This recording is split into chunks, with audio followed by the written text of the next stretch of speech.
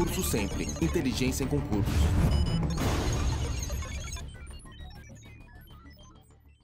Tudo bem com vocês? Eu sou o professor Everson Brunholo, sou professor aqui já sempre há algum tempo. É uma grande honra estar fazendo parte da preparação de cada um de vocês para o concurso do Banco do Brasil, né?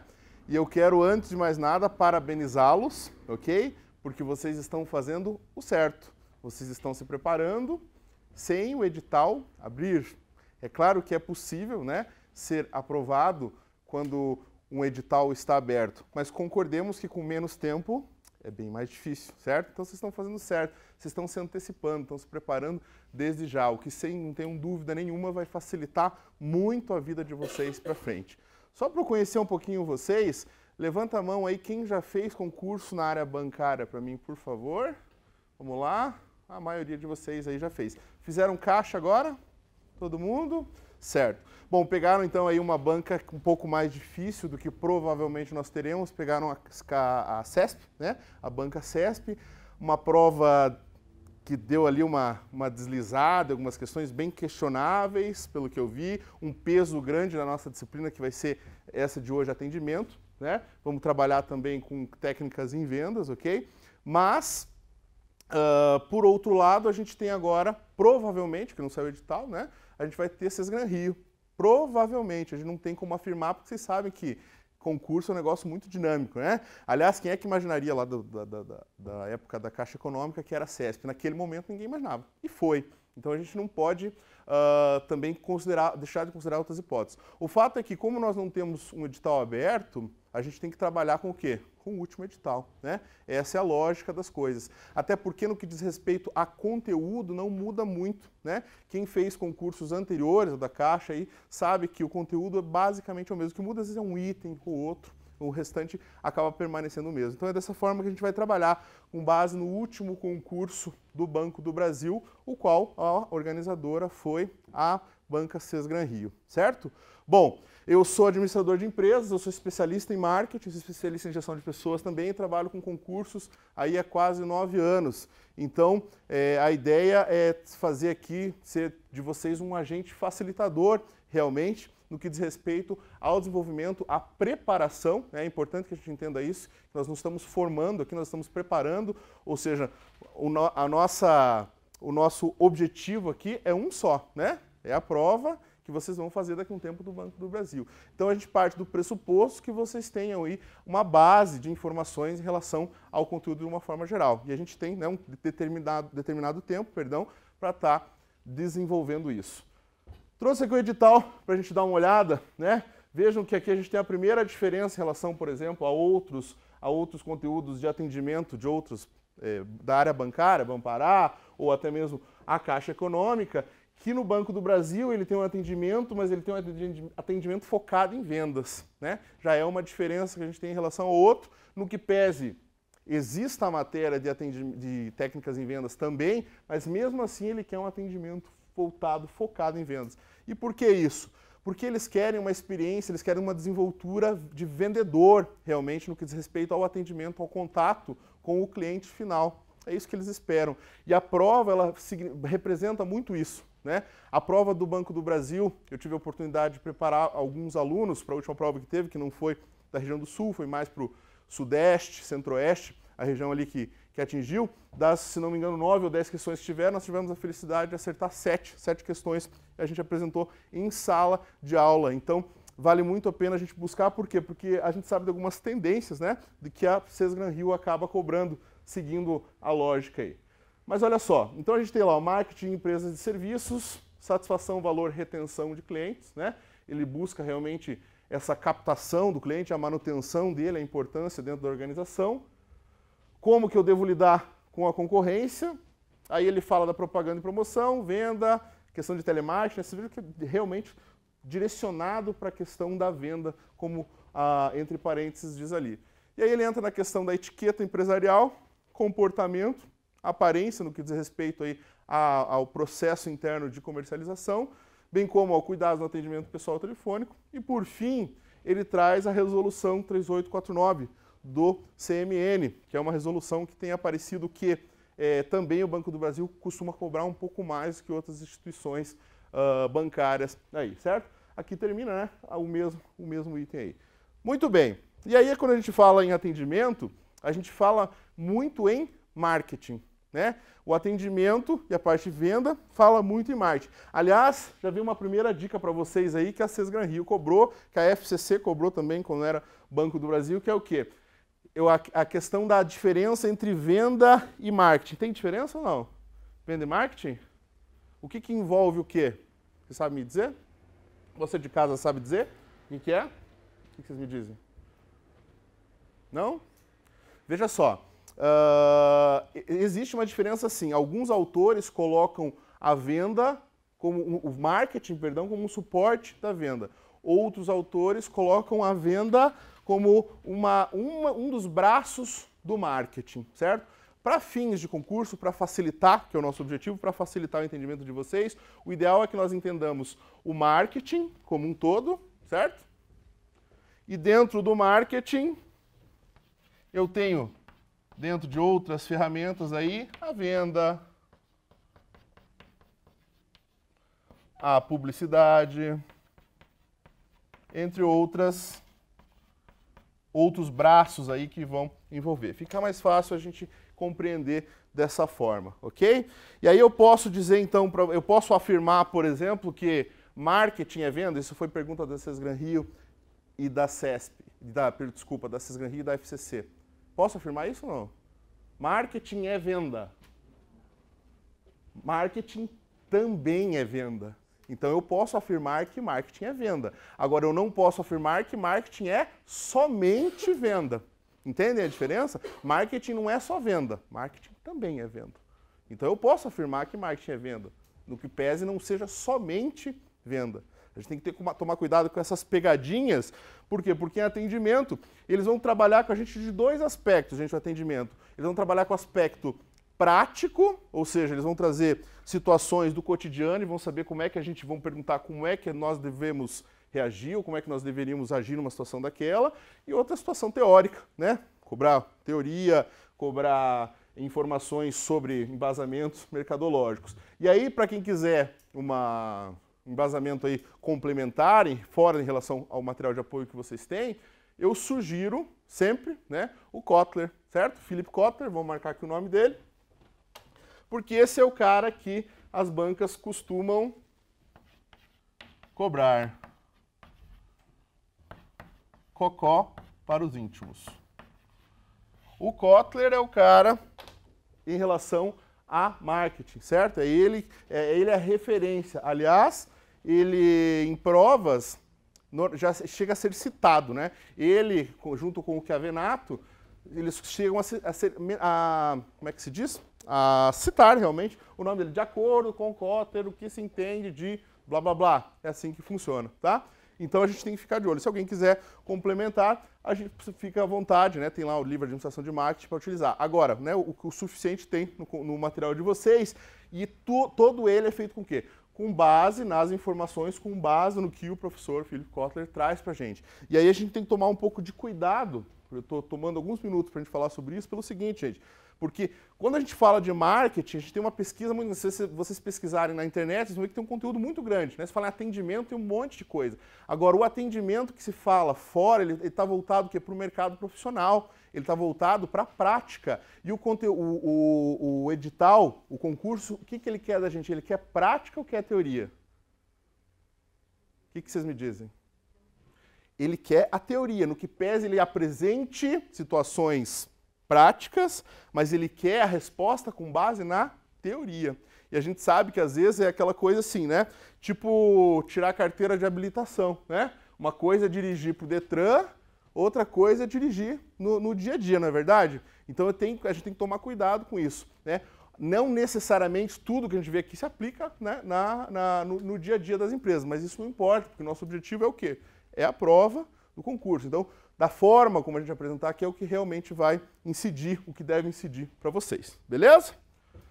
Bom, então a gente viu, né? A gente sabe que agora provavelmente vem Sesgran Rio de novo aí, que a gente tem que tomar cuidado com algumas coisas. Como eu já disse, a Sesgran Rio costuma cobrar esses casos práticos e costuma cobrar também a teoria. E a teoria, normalmente, gente, ele cai com embasamentos da seguinte forma. De acordo com a teoria do Kotler, devemos entender como valor, blá, blá, blá.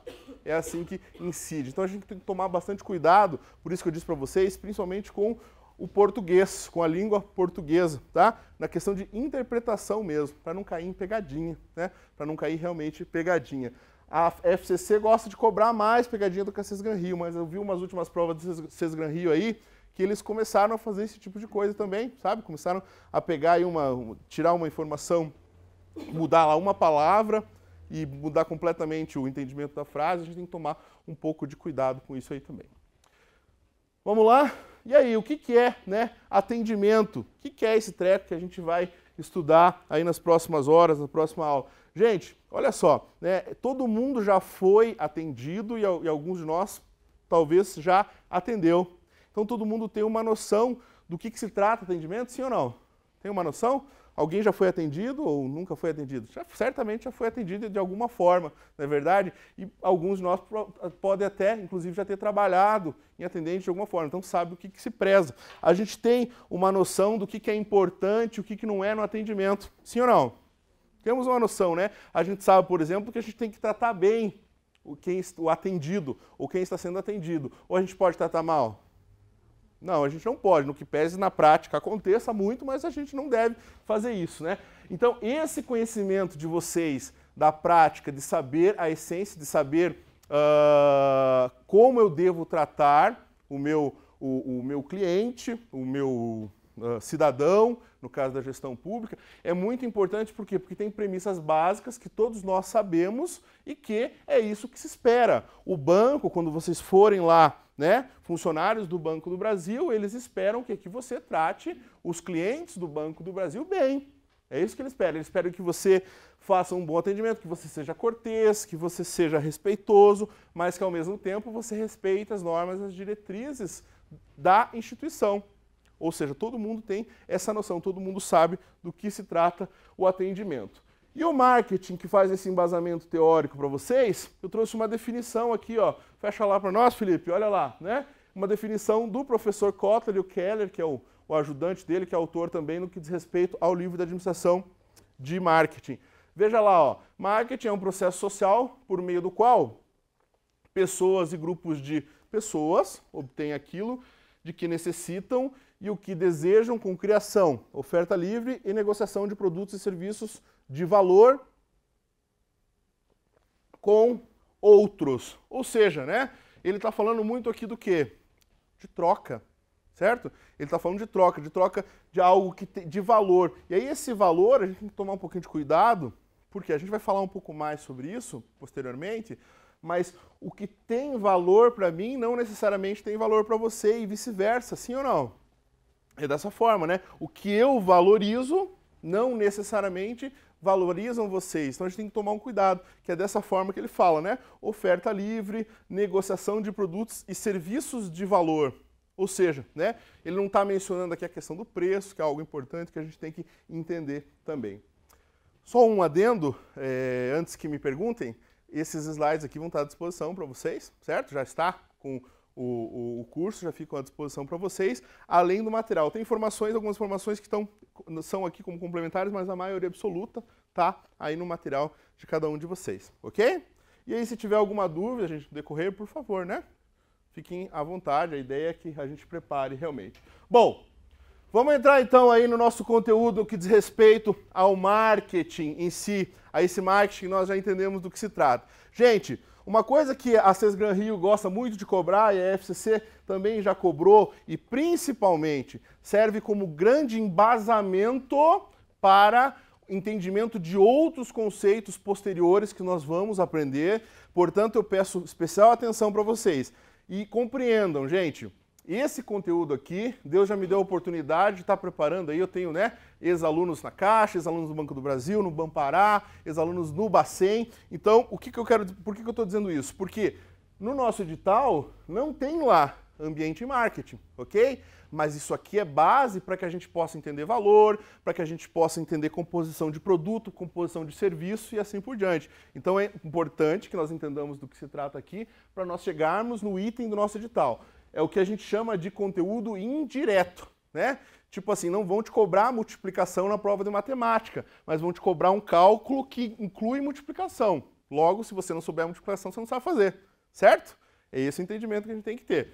Então aqui eu tenho um ambiente de marketing. O ambiente de marketing é tudo aquilo que, canhoteiro, envolve as ações mercadológicas, certo? O ambiente de marketing é tudo aquilo que envolve a empresa, envolve um termo que aparece muito nas provas, que é esse termo aqui, ó. Stakeholders. Anotem lá que esse é importante, viu? Stakeholders. O que são os stakeholders? Stakeholders são todos os envolvidos no processo de negociação da organização. Todos os envolvidos no processo de negociação ou no negócio em si da organização. Então, eu posso dizer, por exemplo, que, né, o stakeholder, um cliente é um stakeholder, eu posso dizer que sim ou que não?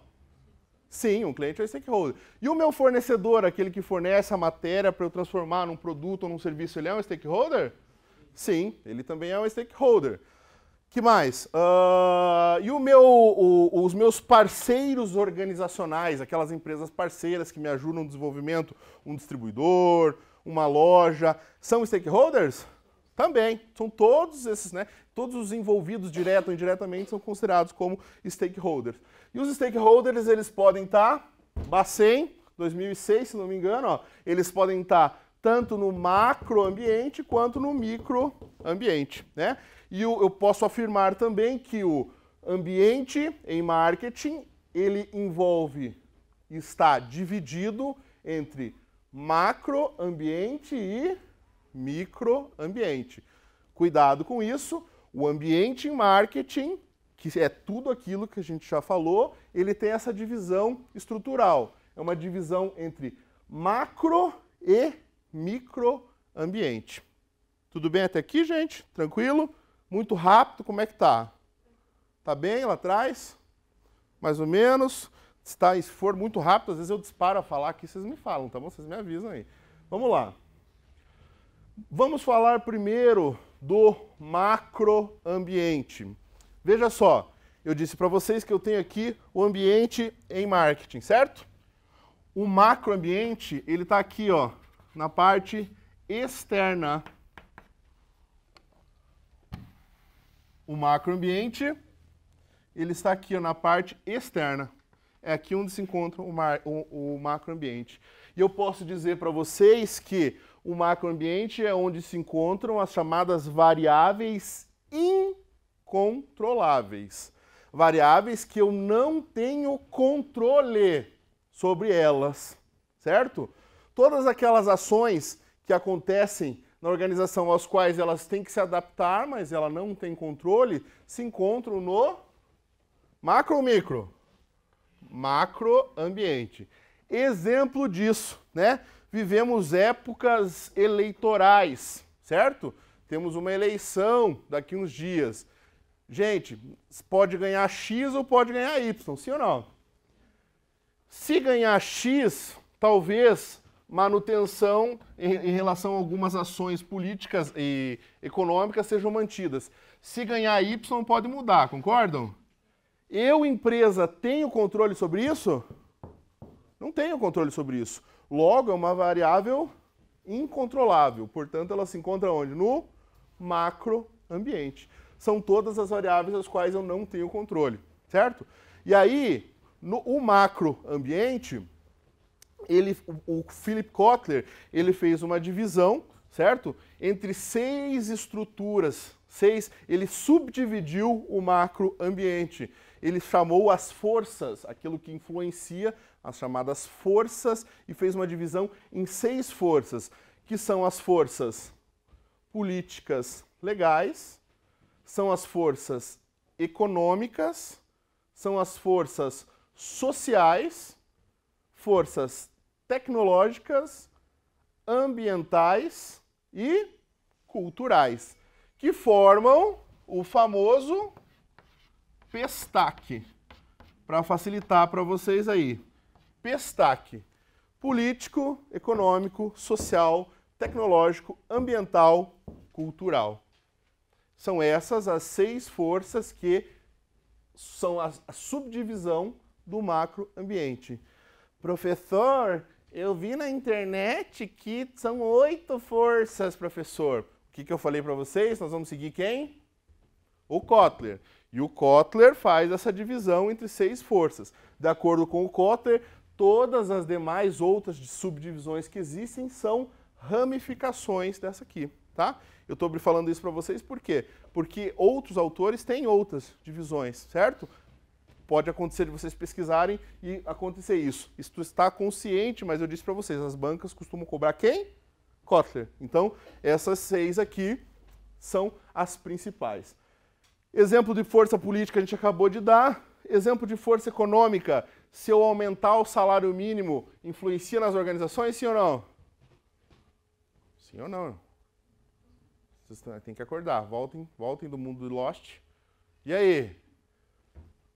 Influencia ou não? Sem dúvida nenhuma, né, gente? Influencia muito. Quer ver? E aqui agora o importante é o seguinte, veja só, né? Eu estou falando de salário mínimo, ele é uma força que pode ser econômica ou, dependendo do contexto, ela pode ser também social, sim ou não? Então eu posso ter forças, exemplo de forças que tenha esse cunho aqui. Normalmente, as forças sociais, eles são fatores ligados à demografia, ou seja, são indicadores de consumo. Sabe aqueles indicadores que o IBGE dá?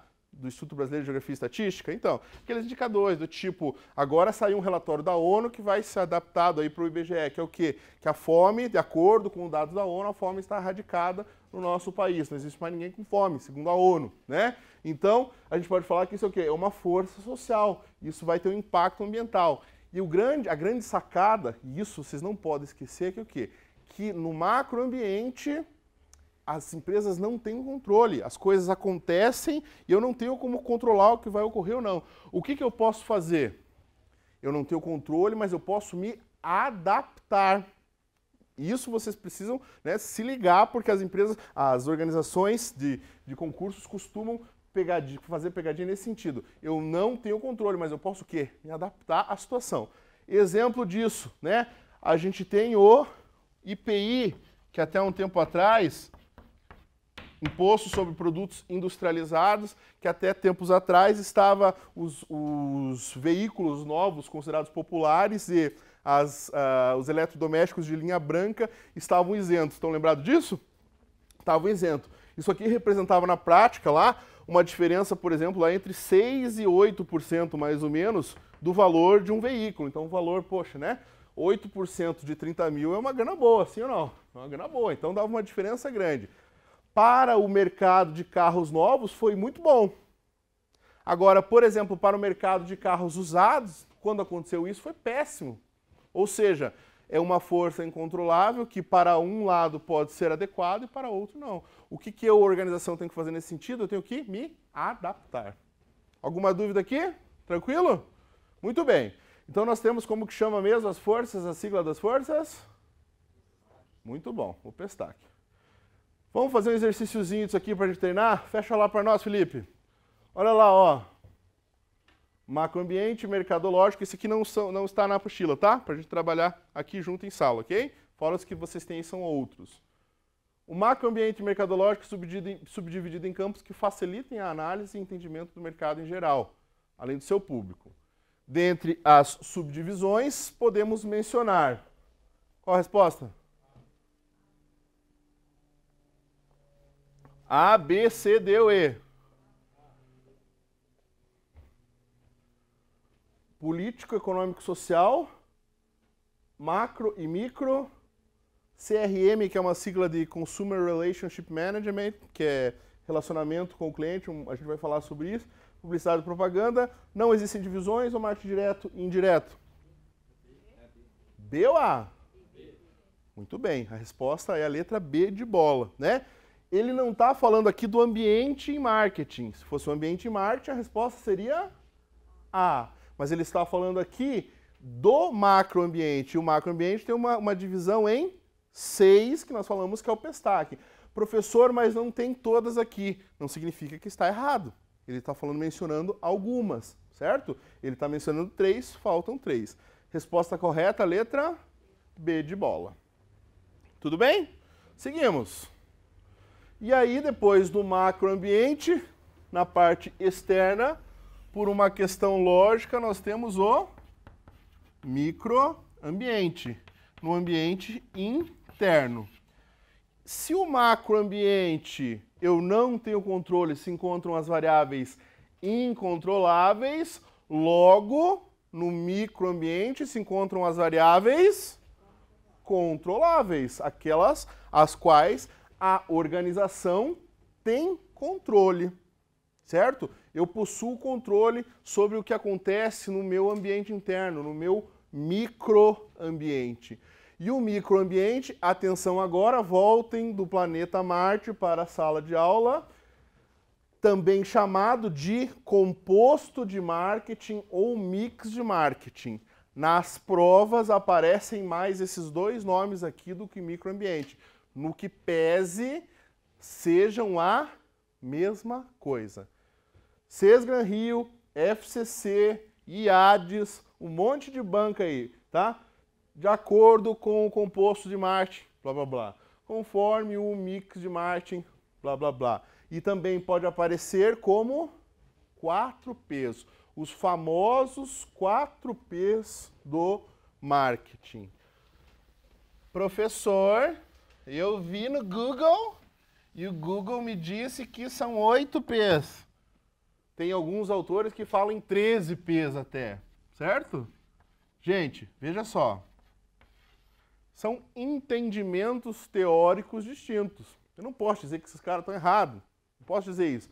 Acontece que o Kotler, ele defende os 4Ps. E da mesma forma ele afirma que o quê? Que os demais Ps, a gente já vai falar sobre eles, que os demais Ps são o quê? Ramificações desses 4Ps aqui. Repetindo então, 4Ps composto de marketing, mix de marketing ou microambiente significa a mesma coisa, certo?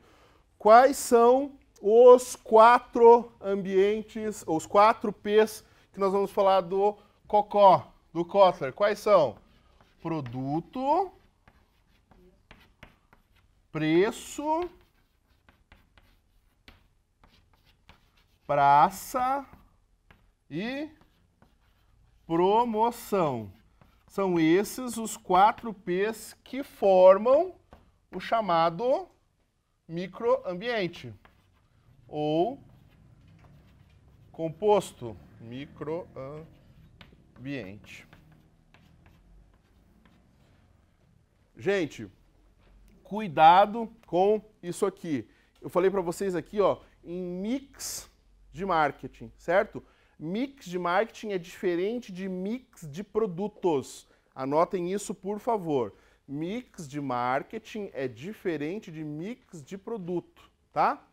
Quando eu falo em mix de marketing, eu estou fazendo um entendimento mercadológico, ou seja, do todo o marketing. Quando eu falo em mix de produtos, especificamente, eu estou falando o quê? De cada um dos produtos que uma empresa produz, por óbvio, né? Tipo assim, ó, a empresa X lá de veículos, né, a montadora X, ela tem lá um monte de produtos, um monte de carros diferentes, sim ou não? Né? Tem um monte de carros. Então, ela tem um mix de produtos que envolvem cada um daqueles carros que ela tem lá, que são considerados os produtos. Ok? Aliás, produto, o mais importante dos 4Ps. Dentre os 4Ps, produto, preço, praça, promoção, o mais importante é o produto. Certo? Já vamos continuar então falando aí do microambiente.